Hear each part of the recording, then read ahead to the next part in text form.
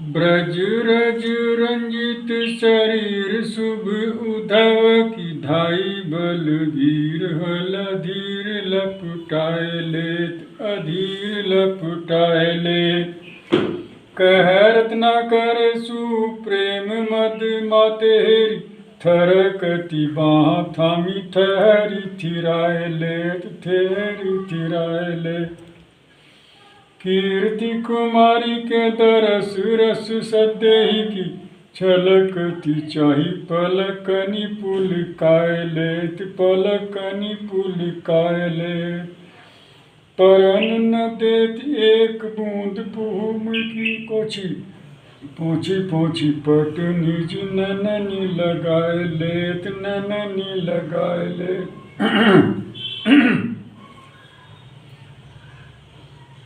ब्रज रज रंजी।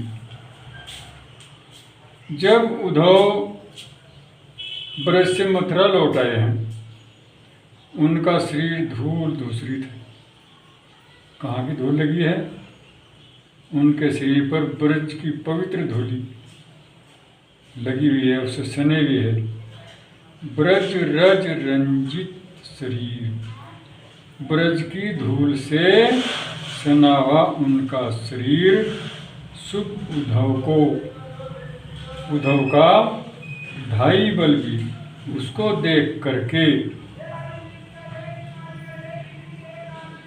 उनके शरीर को ब्रज की पवित्र धूलि से सने देखकर श्री कृष्ण जी भाव विभल होकर दौड़कर उद्धव को अत्यंत अधीरता से अपनी बाहों में लिपटाए जा रहे हैं।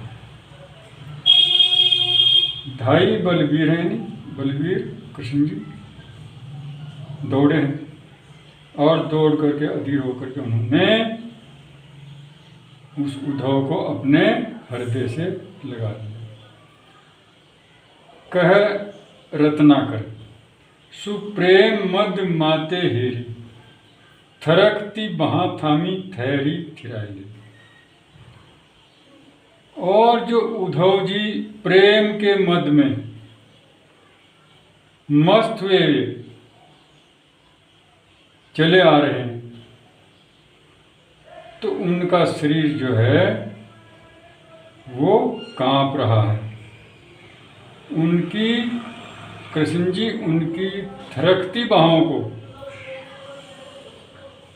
पकड़ करके थाम लेते हैं, स्थिर कर लेते हैं, उनको गिरने से बचाते हैं, क्योंकि वो उस प्रेम की मस्ती में मस्त हो रहे हैं।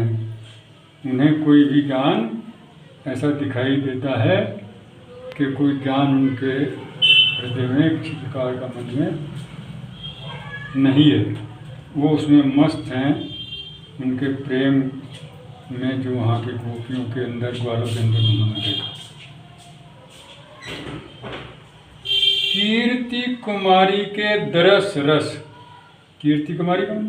राधा जी के दर्शनों का जो रस है, जो आनंद है, सद्य ही की, सद्य मैंने अभी अभी, जो चूँकि उद्धव जी अभी आए ना वहाँ से, तो अभी उन्होंने उनके दर्शन किए और वो उनके चेहरे पर जो छलक रहा है, दिखाई दे रहा है, उनके भावों से, उनके शरीर से जो दिखाई दे रहा है, तो उसके विषय में कहते हैं कि कृष्ण जी ने कांपती भुजाओं से थाम लिया और सम गोपियों के भी उस पवित्र प्रेम को याद कर कांपते हुए अपने हाथों से उद्धव को स्थिर करने का प्रयत्न कर रहे हैं।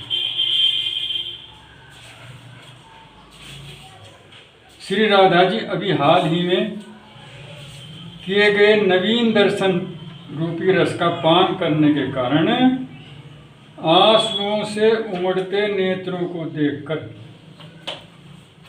क्योंकि उनकी आंखों में आंसू उमड़ रहे, श्री कृष्ण के नेत्रों की पलकें भी पुलकित हो उठी उद्धव की आंखों को देख करके, क्योंकि उनसे वो प्रेम प्रकट हो रहा था। उनको देख करके कृष्ण जी की आंखें पुलकित हो उठी, अर्थात उनकी आंखों में भी आंसू आ गए। और परन्न देत एक बूंद भूमि की कोची, और वो उन आंसुओं की एक बूंद भी पृथ्वी पर, भूमि माने पृथ्वी, भूमि माने कोची गोद में, पृथ्वी की गोद में एक बूंद भी नहीं पड़ने देते। कहें कि जो आंसू उनके पलकों में, उनकी आंखों में दिखाई दे रहे हैं, उनको वो पोंछ करके क्या करते हैं, पोंछी पोंछी पट निज नैने नहीं लगाए ले, कपड़े से पोंछ करके कृष्ण जी अपनी आंखों में लगा रहे हैं। क्यों? क्योंकि वो जो प्रेम भाव देख करके उनका, उद्धव जी का, और उद्धव जी का जो वो गोपियों के पास से अभी अभी आए थे, तो वो गोपियों का प्रेम उद्धव जी के अंदर प्रकट हो रहा है, और उद्धव जी का प्रेम जो है वो कृष्ण जी के अंदर दिखाई दे रहा है। इस तरह वहाँ का जो वातावरण है वो सारा बड़े ही प्रेम पूर्ण वातावरण हो रहा है। तो इसमें बताया कि कृष्ण जी उनके नैनों को पोंछ करके जो आंसू हैं उन्हें कपड़े से पोंछ करके अपनी आंखों में लगा रहे हैं। ये प्रेम का कितना उच्च स्तर का प्रेम दिखाया गया है, ये कवि की एक अनोखी देन है। तो इसका प्रसंग लिखेंगे कि गोपियों की भक्ति भावना से विभल उद्धव जी मथुरा लौट आते हैं। उनकी इस दशा को देखकर कृष्ण जी की भाव विभल उठते हैं, और जब कृष्ण जी भाव विभल उठते हैं तो उनके इस रूप को इस छंद में वर्णन किया गया है।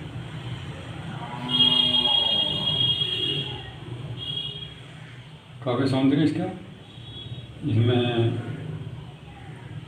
भाषा परिभाषा है, शैली मुक्तक है, अलंकार, अनुप्रास है, पुनर्थ प्रकाश है, प्रशांत है, छंद मन है, सवैया है, गुण प्रसाद और सदशक्ति अंतर।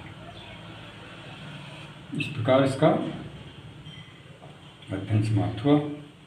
अब 11वां और अंतिम छंद, इसका अध्ययन करेंगे। छावते कुटीर कहूँ रम्य यमुना के तीर, गौन रोन रेती सो कदापि करते नहीं, कदापि करते नहीं। कहरत न कर बिहाई प्रेम गाथा गुड़, सोन श्रोन रस नाम रस और भरते नहीं, और भरते नहीं। गोपी ग्वाल बालनी के उमड़त आंसू देखी, देखी प्रल्यागम हूँ न कुडरते नहीं, न कुडरते नहीं। होती चित्त चाव जो न राव रे चितावन को, तजी प्रजी गाँव इत पाम धरते नहीं, पाम धरते नहीं। छावते कुटीर कहूँ रम्य यमुना के तीर।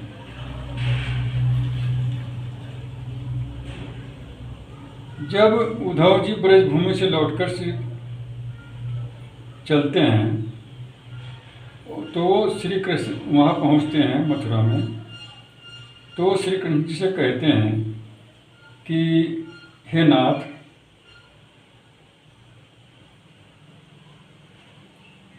हम तो यमुना नदी के रमणीक किनारे पर ही कहीं अपनी कुटिया बना लेते, छावते बना लेते, कुटीर कुटिया कहूँ कहीं रम्य यमुना के तीर, सुंदर लगने वाली रमणीक जो यमुना है उसके किनारे पर कहीं वहीं अपनी कुटी बना लेते।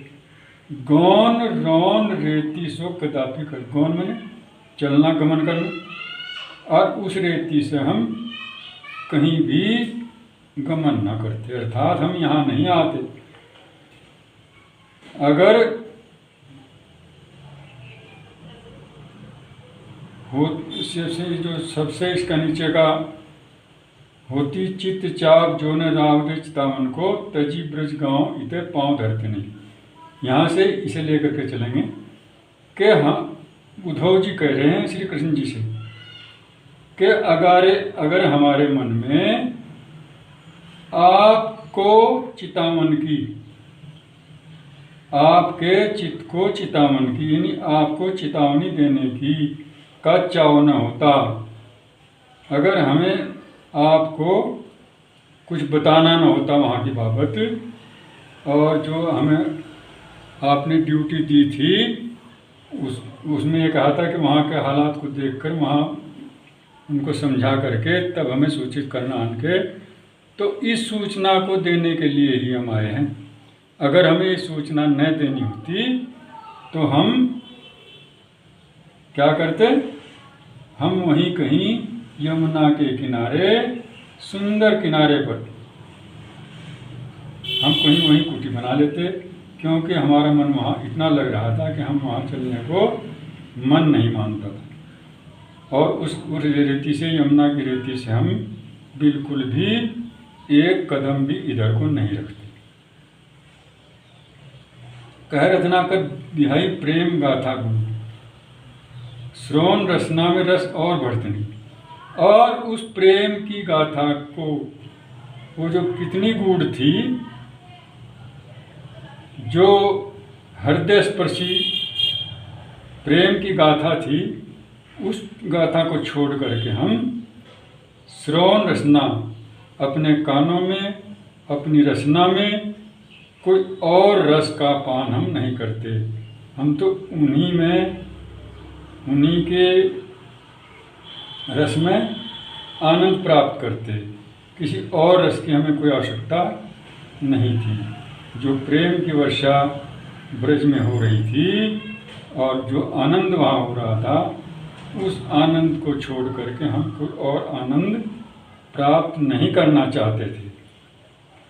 गोपी ग्वाल बालनी के उमड़त आंसू देख, और गोपियाँ और ग्वाल वहाँ के उन सभी के आंसुओं को देखकर, क्योंकि उनके आंसुओं से ऐसा दिखाई दे रहा था कि मानो परले आ गई हो, और उस परले से हमें डरने की फिर कोई भी आवश्यकता नहीं थी। न को डरते नहीं, उनसे भी हम नहीं घबराते। जो उनके ग्वाल बालों के आंसुओं की एक नदी सी बह चली थी। सब जितने वहाँ लोग थे, जितनी गोपियाँ थी, ग्वाल थे, सबकी आंखों से आंसू ही आंसू चल रहे थे। तो इतना गहरा प्रेम भाव वहाँ प्रदर्शित हो रहा था कि हम उसको छोड़ करके बिल्कुल भी यहाँ नहीं आते। अगर हम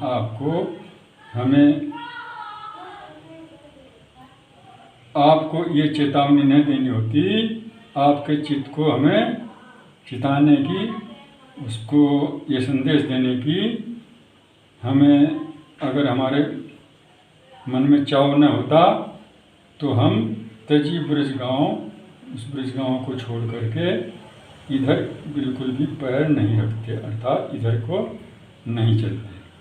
हमें वहाँ इतना आनंद था जिसको हम नहीं छोड़ते। तो इसमें, इन पंक्तियों में कवि ने प्रेमोन्मत्त उद्धव पर गोपियों तथा ब्रजवासियों के प्रभाव एवं उनके प्रति असीम प्रेम का चित्रण किया है। और इसका काव्य सौंदर्य, इसमें भाषा ब्रज भाषा है, और अलंकार, अंतरास, प्रतीक और लोकोक्ति, शैली चित्रोपम, और रस करुण और शांत, सब शक्ति अभिधा और लक्षणा, गुण प्रसाद और छंद मन में सवैया। इस प्रकार इस पाठ का उद्धव, ये जो उद्धव प्रसंग है इसकी अब समाप्ति होगी। और धन्यवाद।